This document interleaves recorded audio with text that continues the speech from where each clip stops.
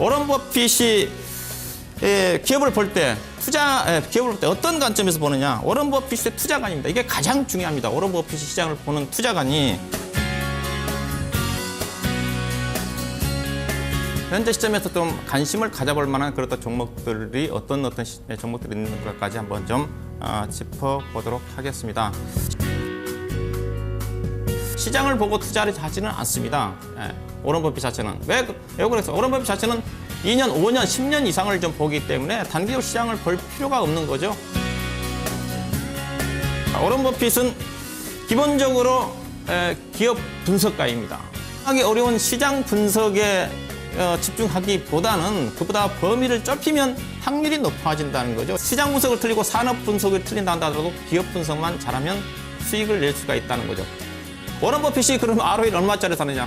최소한 12% 이상, 15% 이상 ROE가 되는 기업을 선호를 한다. 워런 버핏은 기업을 산다는 겁니다. 즉 단순한 시세 차익이 아니라 그 기업을 통째로 인수해가지고 내가 CEO가 되겠다. 워런 버핏 시각에서 왜 우리 증시가 못 가는지, 투자 매력도가 좀 어느 정도가 좀 되는지 그 부분도 한번 좀 짚어 드리려고 좀 합니다.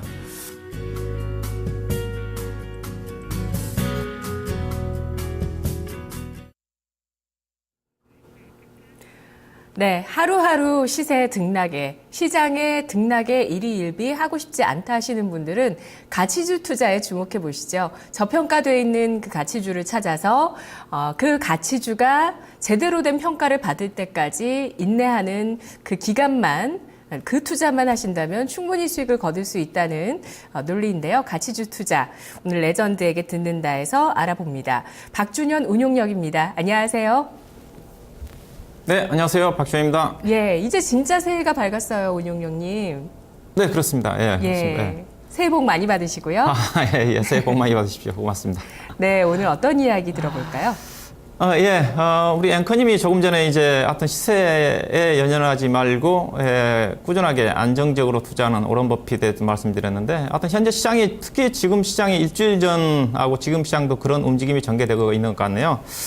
시장은 지난 시간이나 현재 시간이나 거의 답보 상태인 것 같은데, 이 시간을 통해서 제가 워런 버핏형 종목들 몇몇 종목들을 좀 제가 한 달 전부터 이 시간을 통해 언급해 드렸던 종목들이 꾸준하게 계속적으로 상승 움직임이 전개되고 있는 것 같습니다. 사조 산업, 오령호 침몰 사건 나올 때 제가 12월 초에 언급했던 가격대가 4만 원대였는데 거의 지금 5만 원까지 올라온 것 같고, 그다음에 창해 에탄올이라든가 한섬이라든가 건설화학이라든가 관련 종목들 언급해 드렸었는데, 그런 또 종목들이 요즘 가치 장세에서 꾸준하게 시장의 움직임이 전개되고 있는 것 같습니다.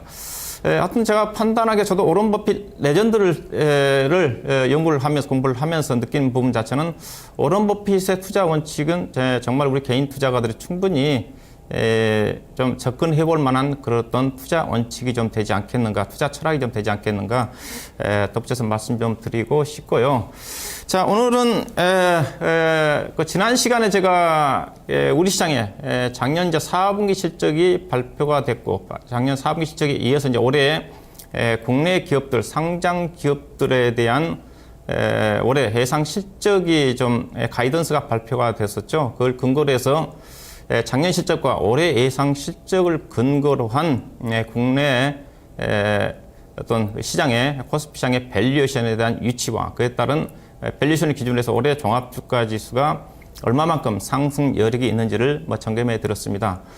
결론도 말씀드리면 올해 실적 전망치 자체가 작년에 비해서는 증가가 좀 되겠지만 크게 증가될 가능성이 크지 않기 때문에 어떤 지수의 상방향 장치도 제한적일 거고, 또 반면에 워낙 주가 순자산 비율 대비해서 주가가 싸기 때문에 하방으로서 제한적일 거란 그런 전망을 좀 해드렸습니다. 오늘은 이제 조금 세부적으로 주요 산업별로 좀 짧게 관심을 가질 만한 산업 위주로 해서 산업 전망과 그리고 산업 내에 관련 기업들 올해 예상되는 작년 실적과 올해 예상되는 가이던스를 기준으로 해서 얼마만큼 펀더멘탈 수준으로 해서 주가에 상승 여력이 있는지를 좀 가름해보는 그런 또 시간을 갖도록 하겠습니다.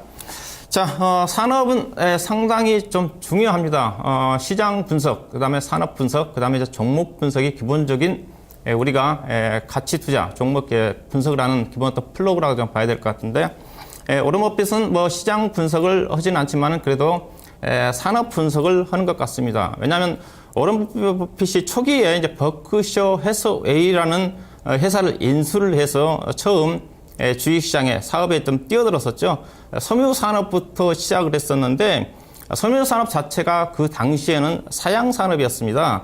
그럼에도 불구하고 오런 버핏이 그 기업의 자산 가치를 보고 인수를 했고, 또 그 기업을 턴 어라운드 시키려고 노력을 했지만 워낙 사양산업이다 보니까 결국은 포기를 했었죠. 섬유산업이 안 되더라. 즉 아무리 그 경영 능력이 뛰어나다 한다더라도 업종 자체가 안 좋으면 그만큼 턴 어라운드 내지는 어렵다는 거죠. 주식시장도 마찬가지라고 봐야 되겠죠. 가급적 잘 되는 업종에 묻어가야지 그래도 실적을 나름대로 다른 여타 업종에 비해서 상승률이 크다는 관점에서 산업 분석은 중요하다고 좀 봐야 될 것 같고요. 일반적으로 산업 분석의 플로우는 표에 나타났듯이 대체적으로 전방 산업인 건설, 증권, 이제 선행 산업입니다. 은행, 증권, 건설이 선행성이 강한 산업에서 시작을 해가지고 그다음에 이제 경기가 안 좋으면 결국 금리 인하 정책이 좀 양적 완화 정책이 좀 발표가 좀 되면서 돈이 좀 풀리게 되죠. 그러면서 이제 유동성이 강화가 되면서 은행이라든가 증권주 중심으로 해서 상승 움직임이 전개되고, 그러한 다음에 경기가 조금 회복이 되게 되면 이제 에너지 소비가 증가가 되면 되죠. 그러면서 이제 에너지 관련 섹터들이 주가가 상승이 전개가 좀 되는 거고요. 그 다음에 이제 본격적으로 이제 경기가 회복이 된다 한다면 자동차라든가 가전들이 팔리면서 그들 업종들이 주가가 강세를 보이는 경우가 많습니다. 그러면서 본격적으로 이제 경기가 회복이 되면 음식료라든가 그 다음에 소비재 관련 유통 관련 섹터들이 강세를 좀 보이면서 그때는 이제 인플레이션에 대한 우려감이 좀 발생이 좀 되죠. 그러면서 그들 업종이 강세를 보이고 되는 거고요. 그 다음에 이제 정말로 경기가 좋아지게 되면 물동량, 유통 서비스, 물동량이 증가가 됩니다. 그에 따라서 물동량 관련된 운송 서비스 업종들이 상승을 하게 되고요. 운송 서비스 업종이 강화되게 된다면 결국 물동량 증가에 따라서 이제 조선 업종, 해운 업종 지수 상승과 함께 물건을 실어나는 그것도 배들이 필요하기 때문에 조선 업종 순으로 업종이 순환하는 구조가 일반적인 어떤 산업의 사이클이라고 좀 이해를 좀 하시면 될 것 같습니다. 현재 수준 자체는 경기 수준 자체가 큰 흐름으로 본다 한다면 2007년도에 경기 저점을 확인했고 어느 정도 완만하게 상승을 하다가 잠깐 주춤거리다가 다시 현재 시장 자체는 다시 경기 수준 자체가 유럽이라든가 국내시장 중심으로 다시 상승을 하려고 하는 그런 흐름이라는 관점에서 이 흐름 자체는 많지는 않지만 대체적으로 있던 업종별 순환 사이클은 유지가 된다고 좀 이해를 좀 하시면 될 것 같고요. 오늘은 제가 은행 업종하고 주요 산업 중에서 은행하고 증권 업종, 그 다음에 건설 업종 위주로 해서 작년 4분기 실적을 점검을 해보고, 그 다음에 그들 업종의 어떤 그 선행성 투자 판단 지표가 뭐며, 그 다음에 올해 예상되는 가이던스 기준의 실적 전망을 근거로 해가지고 일부 대표적인 종목들 주가 목표치 애널리스트 제시하는 목표치와 그 다음에 제가 개인적으로 업종 내에서 탑픽 종목으로 관심을 가져볼 만한 종목 위주로 해서 좀 말씀 좀 드리도록 하겠습니다. 자, 은행 업종입니다. 은행 업종의 어떤 투자를 판단하는 지표는 가장 중요한 게 정부의 통화 정책이죠. 금리 방향이 가장 중요하고요.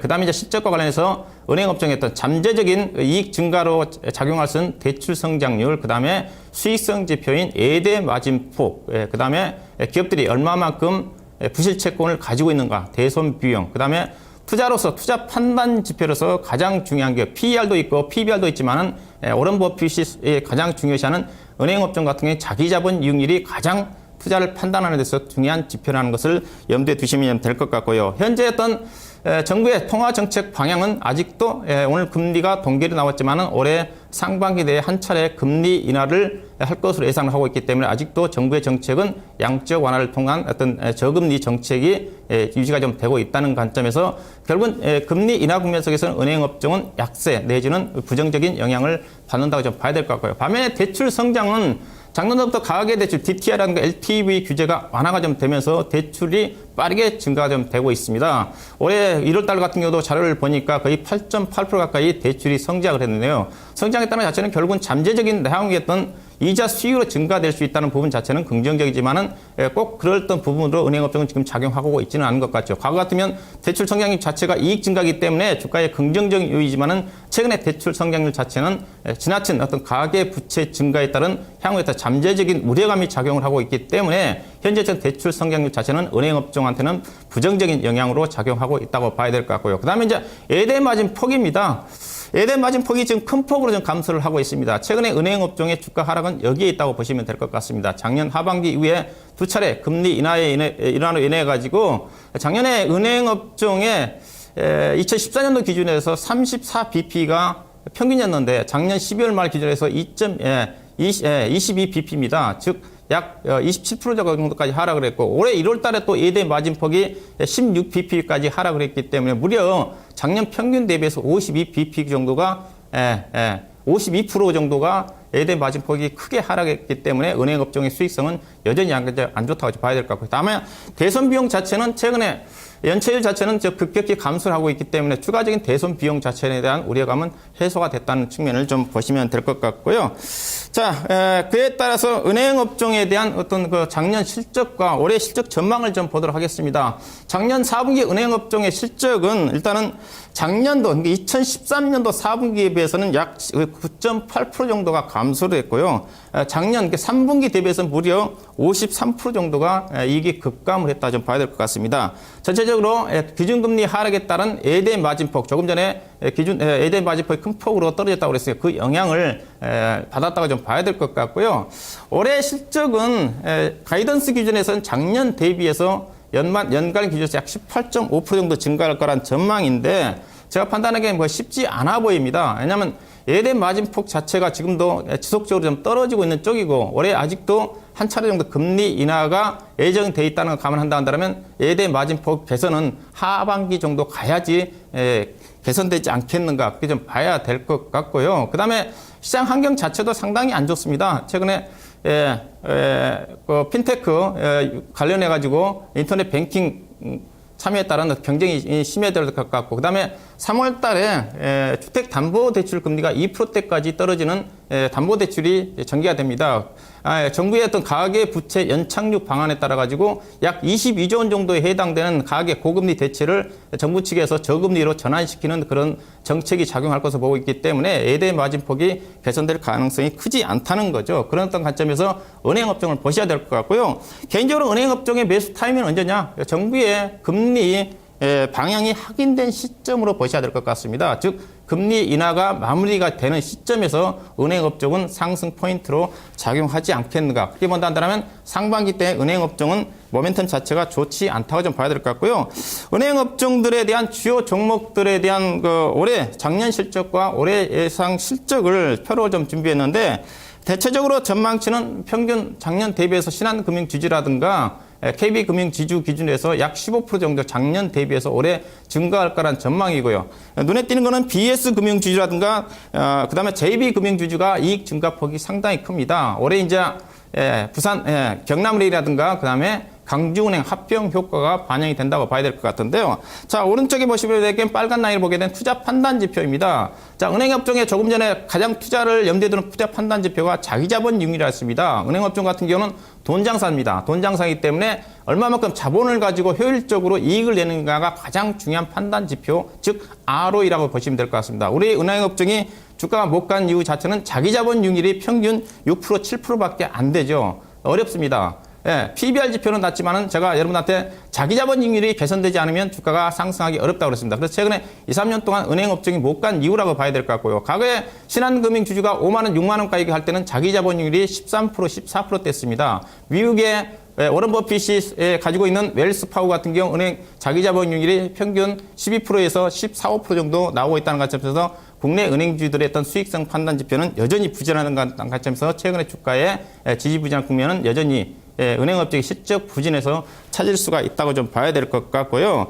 이에 따라서 주요 종목들에 대한 대표적으로 신한금융지주에 대한 영업 실적입니다. 영업 실적을 좀 표를 좀 보시게 되면 신한주중지는 자기 자본율이 7.3%, PBR이 0.69 정도니까 어떻게 본다면 현재 PBR과 저 ROE 판단 지표상으로 1대 12자 적정한 가격이라고 그랬죠. 즉 현재 어떤 신한금융지주는 올해 예상 실적 기준으로 본다면 적정한 어떤 투자 판단 지표를 볼 수가 있을 것 같고, 추가적으로 이익의 개선이 좀 됐고 종합주가지수가 상승하는 것만큼 상승 움직임이 전개될 수가 있다고 좀 봐야 될 것 같고요. 다만 이제 신한금융지주 같은 게 상당히 방어적인 회사입니다. 그래서 상당히 이익 방어력이 뛰어난 회사고, 또 비금융 자회사들에 대한, 은행 자회사들에 대한 실적 자체가 안전판 역할을 하고 있다는 관점에서 보수를 접근하신 분들은 뭐 대형주 중에서는 뭐 관심을 가져볼 만한 종목인 것 같고요. 그렇지만 개인적으로 은행업종은 조금 전에 서두에 말씀드려서 전반적으로 상승 여력이 클 것 같지는 않고요. 증권사에서 제시한 신한금융주주의 목표 가격은 56,000원입니다. 평균. 최저치 52,900원에서 63,000원이라는 것을 참고해 보시기 바라겠고요. 개인적으로 은행주 관심은 저는 BS 금융주주를 선호를 관심종으로 가져봐도 되지 않겠는가. 작년 4분기 실적, 그래도 은행업종 중에서 가장 컨센서스에 부합하는 안정된 실적이 나왔고, 비은행 부분이 강점을 가지고 있고, 작년도에 경남은행을 인수했다는 실적이 올해부터 반영이 좀 될 것 같습니다. 수익성 전망도 상당히 은행업종에서 자기 자본율이 거의 10%대죠. 상당히 뛰어나다고 좀 봐야 될 것 같고요. 증권사에서 제시하는 목표 가격은 19,000원에서 22,000원 밴드인데 평균 목표 가격은 21,000원인 것 같습니다.